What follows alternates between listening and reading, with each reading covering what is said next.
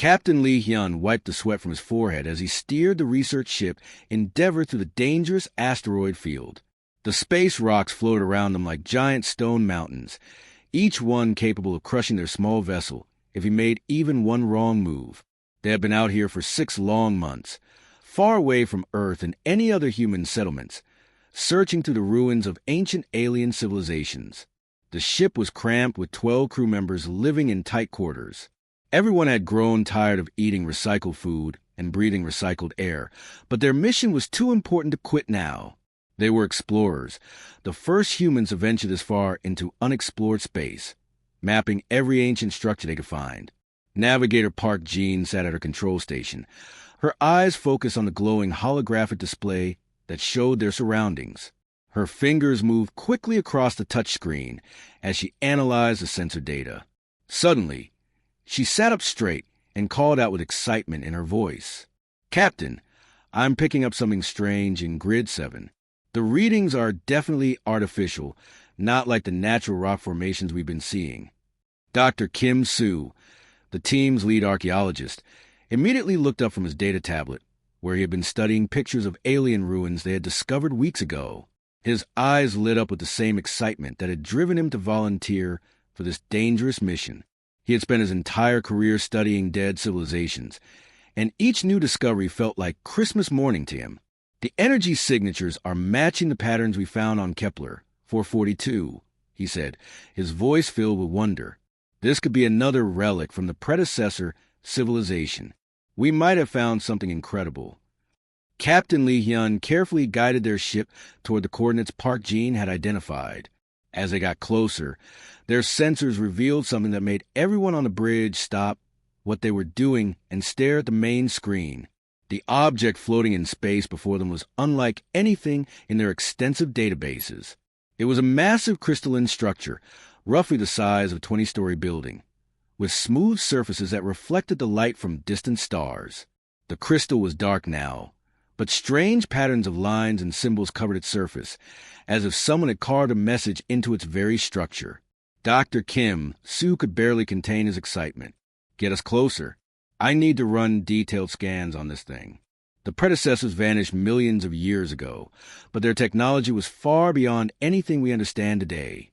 Engineer Choi Min, a cautious man who had kept him alive through many dangerous situations, looked worried. "Are we sure it's safe? We don't know what kind of defensive systems these ancient aliens might have built into their artifacts." But Dr. Kim Soo was already preparing his scanning equipment. The scientific opportunity was too great to pass up. He activated his most powerful sensors and aimed them directly at the mysterious crystal structure. The moment his scanning beam touched the artifact, everything changed. The crystal suddenly blazed alive with brilliant light that filled their view screen. Energy patterns raced across its surface like lightning, and the dead relic transformed into something alive and active. The patterns on its surface began to pulse in a steady rhythm, like a giant heartbeat. "What have you done?" shouted Engineer Choi Min as warning alarms began screaming throughout their ship. Red lights flashed on every control panel, and the ship's computer began announcing system alerts in multiple languages. The crystal was doing something that terrified their sensors. It was broadcasting a signal into subspace, but not just any signal. The transmission was so incredibly powerful that it was actually bending space-time around it, creating ripples in the fabric of reality itself. Their ship rocked back and forth as gravitational waves washed over them. Communications Officer Nam Woo frantically worked at a station, trying to analyze what the artifact was transmitting. His face grew pale as the translation programs decoded the ancient signal. His hands shook as he realized what they had accidentally activated. "Captain," he whispered, his voice barely audible over the alarms, "this isn't just a random transmission. It's a distress call, and it's ancient. According to my analysis, this message has been dormant for over 10,000 years, just waiting for someone to wake it up." The message itself was desperate and filled with fear. Even though it was transmitted in an alien language that their computers could barely translate, the emotion came through clearly. Some long-dead civilization had sent out a final plea for help, a last desperate cry before something terrible happened to them. But the most frightening part was what happened next. Deep space monitoring stations throughout the galaxy suddenly detected the signal. After 10,000 years of silence, the ancient distress call was active again, broadcasting with enough power to reach across entire star systems. Captain, Namu continued, his voice now filled with fear. Our sensors are detecting response signals from multiple locations across the galaxy. Something out there heard us activate this beacon, and they're coming to investigate. The crew of the Endeavour stared at each other in shocked silence, realizing they had just changed the course of human history forever. 3 days after the ancient beacon awakened, Earth's most powerful telescopes and space monitoring stations began picking up something that made every scientist and military officer stop what they were doing. Strange energy readings were appearing at the very edge of their solar system, far beyond where any human ship had ever traveled. Admiral Song Hae was drinking his morning coffee in the command center of Luna Base when the first reports came in. Luna Base was humanity's most advanced military installation, built inside a crater on the moon's dark side, equipped with the best technology humans had ever created. But nothing had prepared them for what they were about to witness.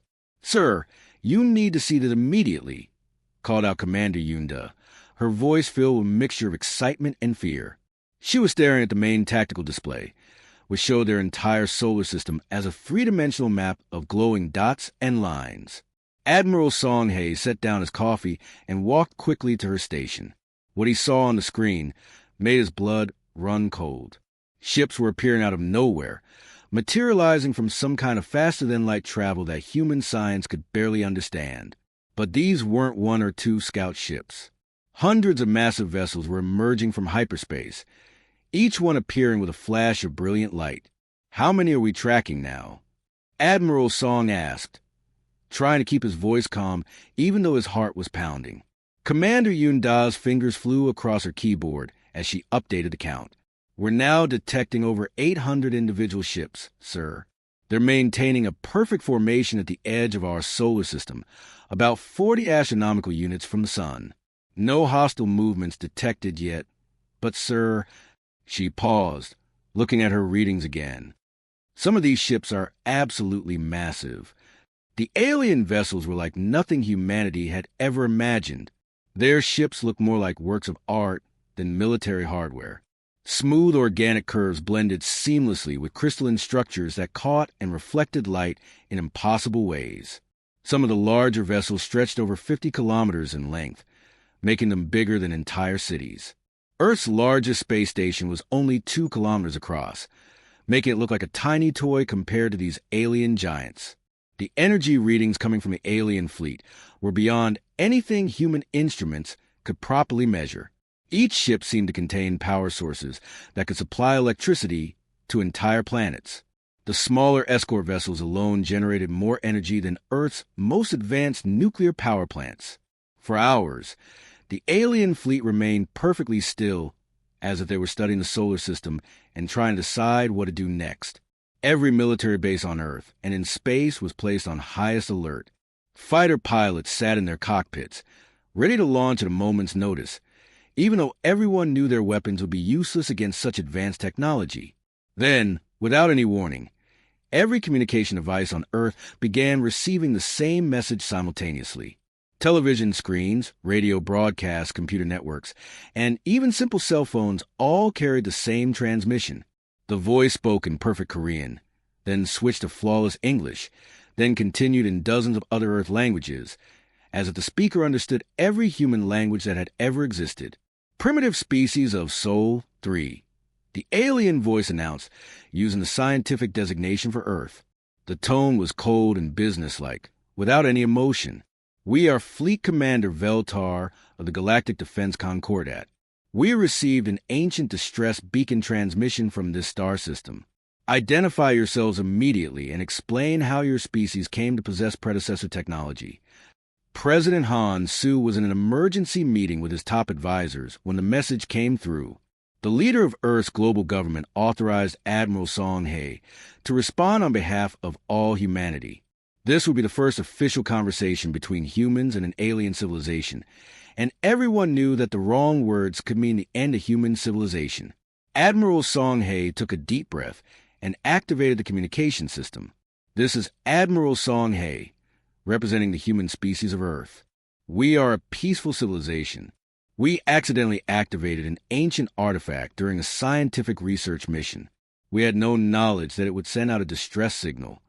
The response came quickly, and with it came revelations that changed everything humans thought they knew about the universe. Fleet Commander Veltar's image appeared on screens throughout Earth's command centers. The alien looked humanoid but was clearly from a different world, with features that seemed both familiar and completely foreign.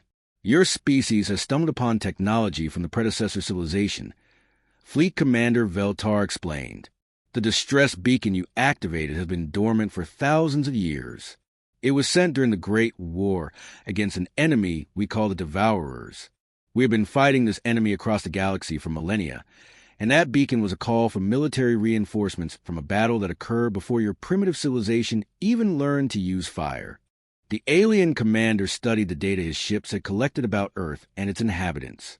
His expression showed clear disappointment and dismissal.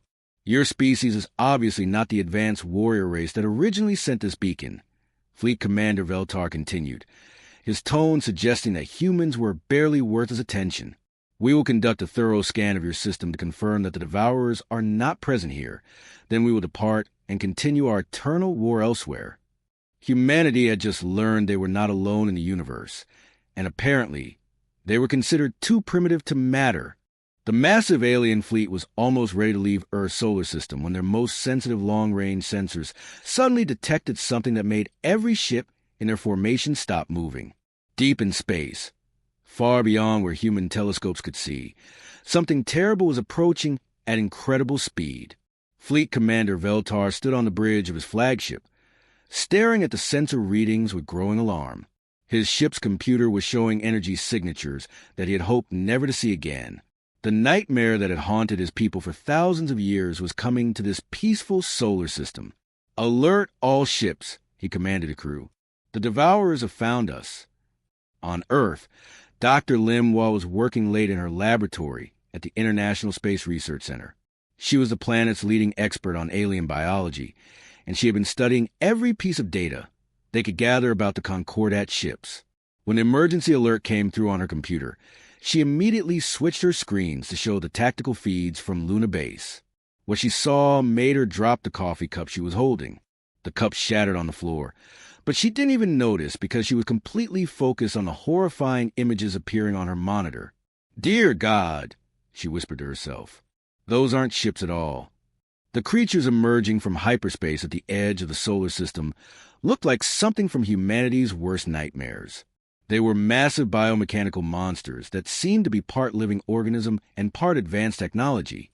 Each one was the size of a small moon, with dark organic surfaces covered in what looked like weapons, sensors, and feeding tubes. Dr. Limwa watched in horror as the creatures immediately began attacking nearby asteroids.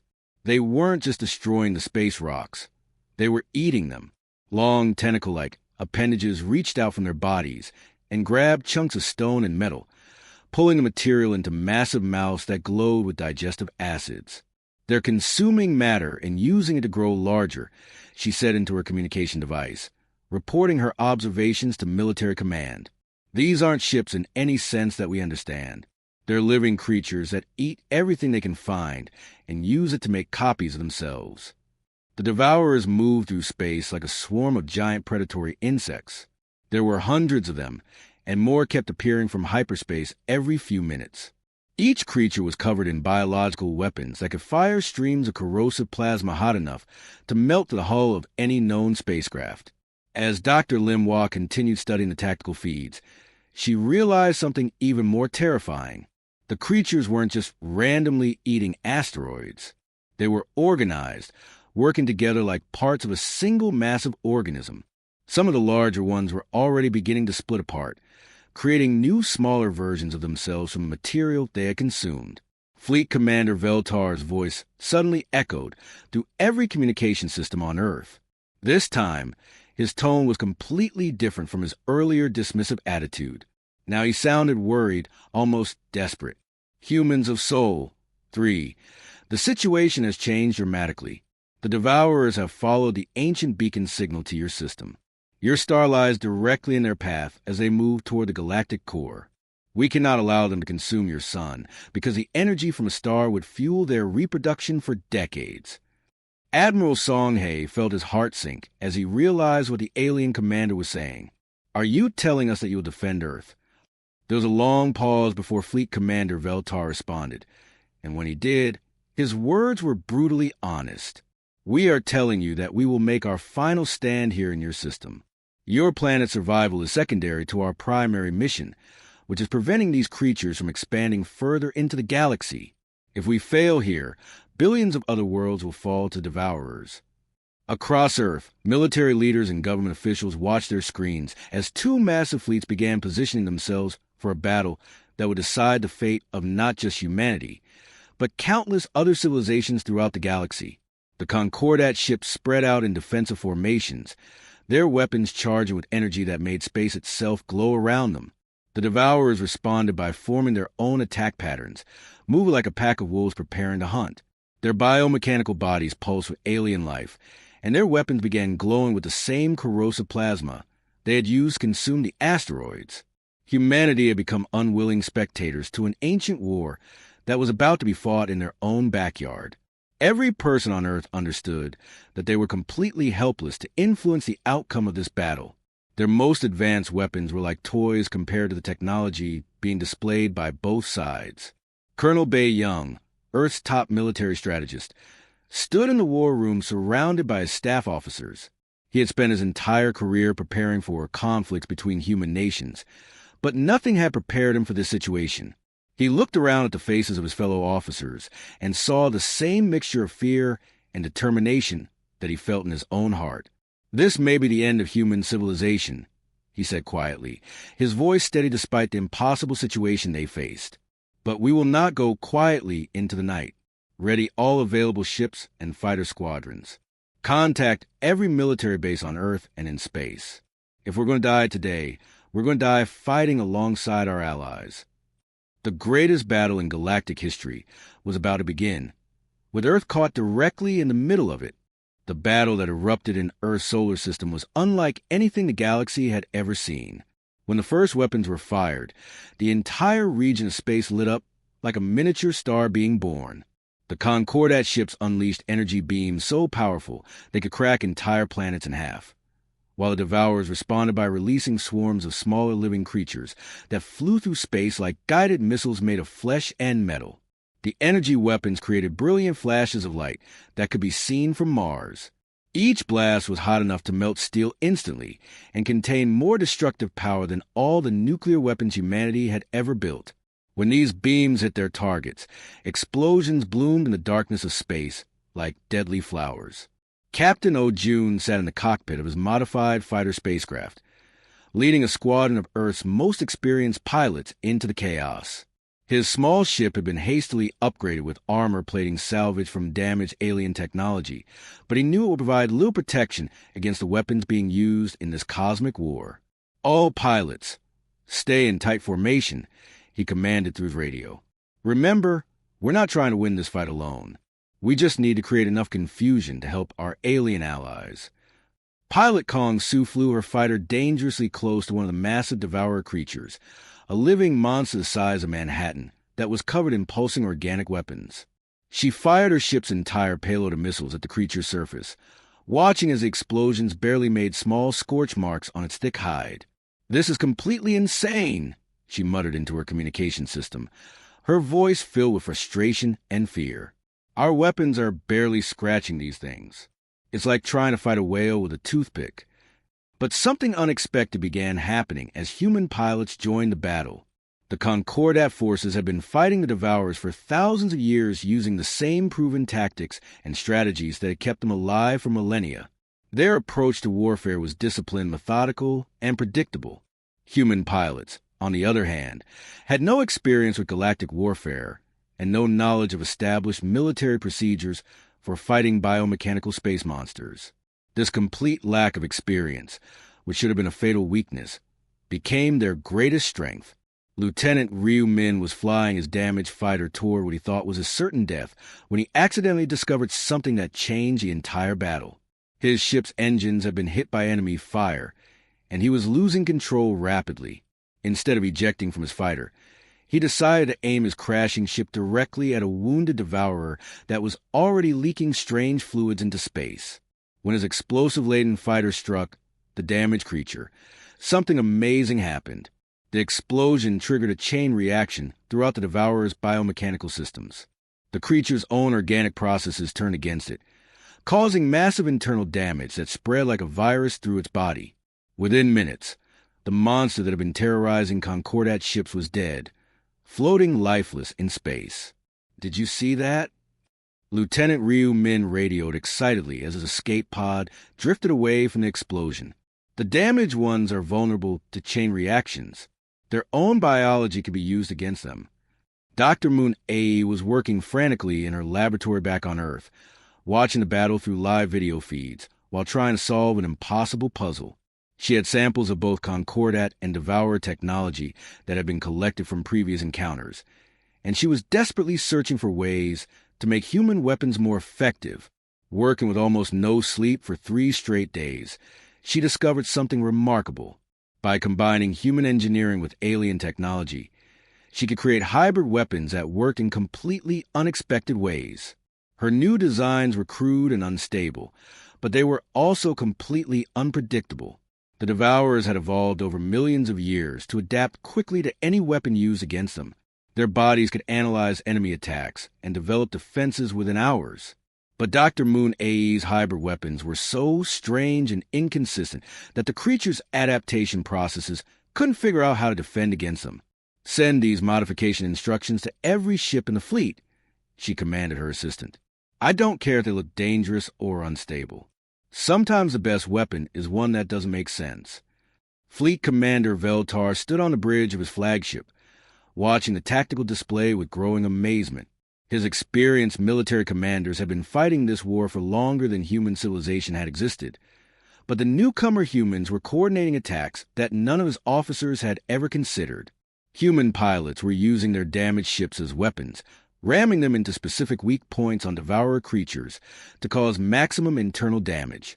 They were coordinating complex attack patterns using simple radio communications, adapting their strategies in real time as conditions changed. How are they learning so quickly?